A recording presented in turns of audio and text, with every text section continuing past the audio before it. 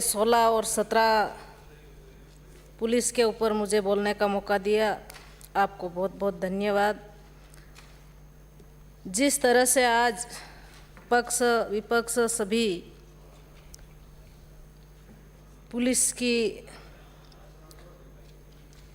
बोलिए, आप बोलिए। कुछ बड़ाई कर रहे थे, कुछ बुराई कर रहे थे। मैं इनके ऊपर बोलना चाहूँगी कि जिस तरह से आज मैं मेरे विधानसभा की बात रखना चाहूँगी। माननीय मुख्यमंत्री महोदय, मेरे कुशलगढ़ विधानसभा क्षेत्र की जनता की ओर से मैं आपको बहुत बहुत धन्यवाद देती हूँ कि मेरे विधानसभा क्षेत्र में कुशलगढ़ में टीमेड़ा बड़ा में नवीन चौकी खोलने की घोषणा की। मैं उसका आभार व्यक्त करती हूँ।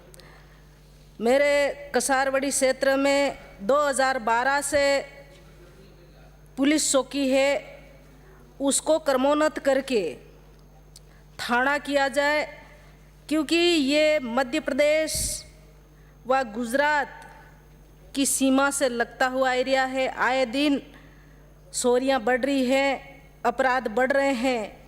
तो मेरी ये मांग है कि जिस तरह से अभी बजट सत्र में माननीय मुख्यमंत्री महोदय जी ने चौकी की पहले से चौकी है और चौकी की घोषणा की, तो उसको थाना क्रमोन्नत किया जाए। जिस तरह से जिसके माध्यम से मैं कहना चाहूँगी कि हमारे मुख्यमंत्री महोदय जी से कि जिस तरह से मेरे कुशलगढ़ विधानसभा क्षेत्र एकमात्र ऐसा क्षेत्र है 3 सीमा से लगता हुआ, और छोटी सरवा में आए दिन चोरियाँ हो रही हैं, और आज तक ये चोरियाँ लगातार होती जा रही है, पर आज तक इन चोरियों को कभी पकड़ा नहीं है। तो मेरी मांग है कि ये छोटी सरवा में एक चौकी खोला जाए। जिस तरह से आज मेरे सज्जनगढ़, कुशलगढ़ व पाटन थाने 2 हैं, उसमें कांस्टेबल बहुत कम है पुलिस, और आए दिन घटना घटती जा रही है, और हमारे जवान वहाँ समय पे बिल्कुल पहुँच नहीं पा रहे हैं कि बिल्कुल कम थाने में पर्याप्त स्टाफ नहीं है। इसलिए उस घटना घटने के बाद वो पहुँचते हैं तो वो समय पर नहीं पहुँच पाते हैं। तो इसी तरह से मेरी मांग है कि हमारे पाटन, कुशलगढ़ व सज्जनगढ़ जो थाने हैं उसमें पर्याप्त कांस्टेबल दिए जाएं, और हमारा आदिवासी बहुल्य इलाका है, इसमें मैं आपके सभापति महोदय आपके माध्यम से एक कहना चाहती हूँ। एक दुखद घटना है कि 2020 में राहुल पिता वर्षेंग निवासी गलदर की हत्या की गई 4 अप्रैल 2020 को, परंतु आज तक उसने जिनके वर्षेंग ने इनके पिता हैं, उन्होंने एफआईआर दर्ज करने के बाद आज 2 साल होने आ गए, तो भी आज तक इन अपराधियों के नाम सहित देने के बाद भी आज तक उसकी चोरी पकड़ी नहीं गई।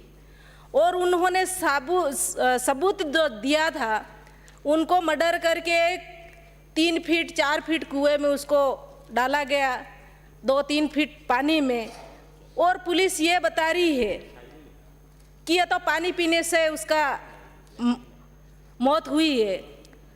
मैं उस क्षेत्र में एक शादी थी, उस शादी में मैं जाके आ रही थी, और मौके पे मैंने देखा तो वहाँ पुलिस क्यों इकट्ठी है, तो मैं भी वहाँ पहुँची थी। तो मैंने खुद मौके पे जाके वो देखा, और एक जवान लड़का था, और उसके घर में अब तक 4 मौतें हो चुकी हैं। और नाम सहित देने के बाद भी उन परिवारों को आज तक शांति नहीं मिली और 4 मर्डर हो चुके हैं। तो आपके माध्यम से मैं सदन को ये अवगत कराना चाहूँगी कि जिस तरह से ये अपराधी आए दिन बढ़ते जा रहे हैं, उनको उनकी सज़ा मिलनी चाहिए। जो मरने वाले हैं उनको आत्मा को शांति मिले। तो मैं आपसे निवेदन करती हूँ कि ये मेरी बात सदन के सामने रखती हूँ और प्रशासन यहाँ सामने है, उसको तत्काल प्रभाव से उसकी संज्ञान लें। जिस तरह से आज मेरे विधानसभा क्षेत्र में कुशलगढ़ में थाना बहुत बड़ा है, एरिया बहुत बड़ा है, एक महिला कांस्टेबल भी मेरे थाने में नहीं है। जिस तरह से कभी ऐसा ही घटना घट के आती है सामने, तो हमारा पुलिस प्रशासन बांसवाड़ा से उनको महिला कांस्टेबल को बुलाना पड़ता है रात के समय।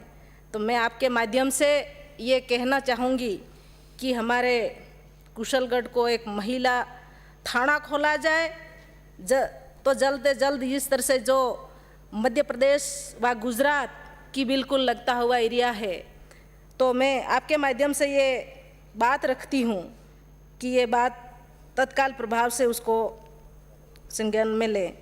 जिस तरह से आज एक हत्या का मामला और सामने आया है। 2 मिनट में समाप्त करें प्लीज, 2 मिनट में समाप्त करें। बोलिए आप। जिस तरह से मेरे विधानसभा क्षेत्र में जो हॉस्टल है बालिकाओं के हॉस्टलों के पास में जो दारू के अड्डे चल रहे हैं, उस अड्डों को आज तक बंद नहीं किया जाता है। मैं ये नहीं कहना चाहूँगी कि मेरे विधानसभा क्षेत्र में जो पुलिस प्रशासन है बहुत अच्छे हैं, सभी अधिकारी एक जैसे नहीं रहते हैं, पर जो एक अधिकारी जो खराब रहता है तो पूरा थाना को बदनाम करता है।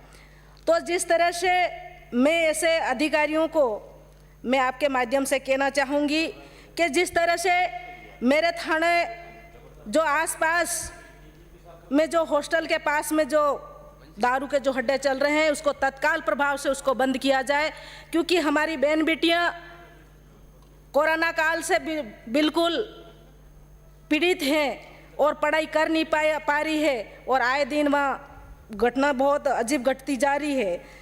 तो मैं आपसे मेरा अनुरोध है कि इस तरह से जो शराब के जो अड्डे हैं, इन अड्डों को जो हॉस्टल के पास में उनको तत्काल प्रभाव से बंद किया जाए। और जिस तरह से हमारे पुलिस के ऊपर जो आरोप लगा रहे हैं, मैं उनका जिस तरह से रात दिन हम सोते रहते हैं और ये जागते रहते हैं, 24 घंटा ये ड्यूटी निभाते हैं, तो मैं समाप्त करें। अधिकारियों को, ऐसे प्रशासन को अच्छे से उनकी जो तनख्वाह है, उनकी जो पेंशन है, उनकी बढ़ाई जाए। इसी आपने बोलने का मौका दिया, मुझे बहुत बहुत धन्यवाद। जय हिंद। धन्यवाद।